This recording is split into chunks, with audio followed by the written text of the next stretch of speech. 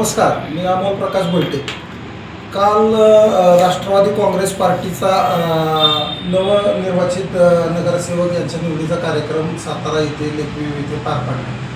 त्याच्यात आम्ही होणाऱ्या पक्षप्रवेशाच्या बद्दल विरोध करण्यासाठी विरोध दर्शवण्यासाठी आम्ही प्रयत्न केला, परंतु माननीय महाराष्ट्र राज्याचे उपमुख्यमंत्री माननीय श्री अजितदादा पवार अध्यक्ष राष्ट्रवादी काँग्रेस पार्टी घड्याळ या चिन्ह घड्याळ या पक्षाचे राष्ट्रीय अध्यक्ष त्यांनी त्यांच्या सूचनेनुसार सह्याद्री कदम यांचा राष्ट्रवादी काँग्रेस पार्टी घड्याळ या चिन्हावर प्रवेश देण्यात आला आणि प्रथमतः मी या प्रवेशाचा जाहीर निषेध करतो आणि अजितदादांच्या सूचनेनुसार हा प्रवेश झाला म्हणून अजितदादांच्या या निर्णयाचा सुद्धा मी जाहीर निषेध करतो।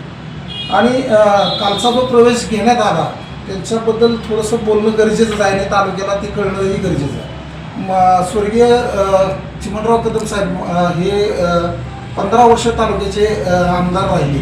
त्यांनी फलटण तालुक्याच्या विकासासाठी अहोरात्र प्रयत्न केले। त्यांनी ज्या पक्षातनं विचारधारेतनं या तालुक्याला एक नवीन ध्यास जोडण्यासाठी प्रयत्नशील राहिले त्यांचेच हे दत्तक चिरंजीव यांच्या राजकीय प्रवासाबद्दल फलटण तालुक्याला बऱ्यापैकी माहिती आहे। त्यांनी त्यांच्या राजकीय प्रवासाची सुरुवात हे काँग्रेस आहे, त्याच्यानंतर भारतीय जनता पार्टी, त्याच्यानंतर शरदचंद्र पवार पक्ष तुतारी आणि मधल्या दरम्यानच्या कालखंडात त्यांनी शिवसेना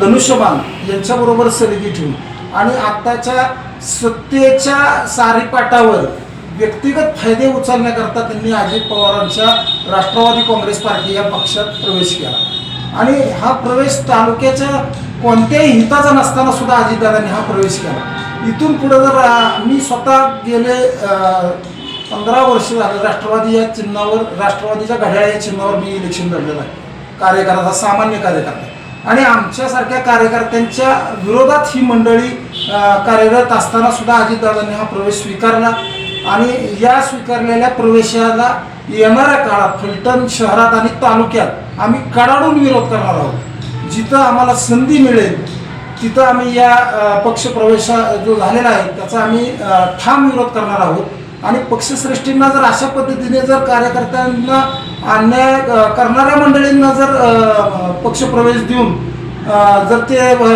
त्यांना वाटत असेल की आपल्या पक्षाची उंची वाढेल तर निश्चित तुम्हाला सांगतो की फलटण तालुका हा सुज्ञ मतदार आणि नागरिकांचा आहे। तो अशा मंडळींच्या राजकीय विश्वासार्हतेवर कधीही विश्वास ठेवणार नाही आणि अजित पवारांनी घेतलेला निर्णय हा फलटण तालुक्याच्या राजकीय परिस्थितीला आणि राष्ट्रवादीच्या परिस्थितीला मारक असून तो येणाऱ्या काळात त्यांना पंचायत समिती, जिल्हा परिषद असो या इलेक्शनमध्ये निश्चित त्याची त्यांना घेतलेल्या निर्णयाची त्यांना खंत वाटेल आणि तो घेतलेला निर्णय त्यांनी जनता कसा चुकीचा आहे हे मतदानाच्या स्वरूपात निश्चित त्यांना दाखवेल आणि इथून पुढे जर सामान्य कार्यकर्त्यांनी जर कामच करायचं आणि पक्षांनी आणि वरिष्ठांनी त्याच्यावर अन्याय करायचा मग हा कार्यकर्ता जगणार कसा?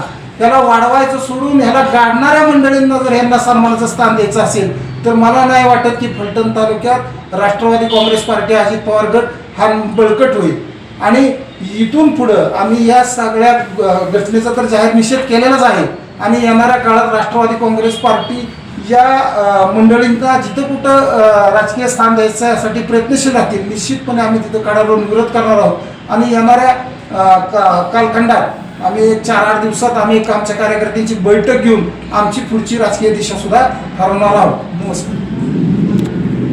आपल्या तालुक्यातील जिल्ह्यातील बातम्या सर्वप्रथम पाहण्यासाठी आजच सातारा न्यूजला YouTube चॅनलवर सबस्क्राईब करा, लाईक करा, शेअर करा आणि बेल आयकॉन प्रेस करायला विसरू नका।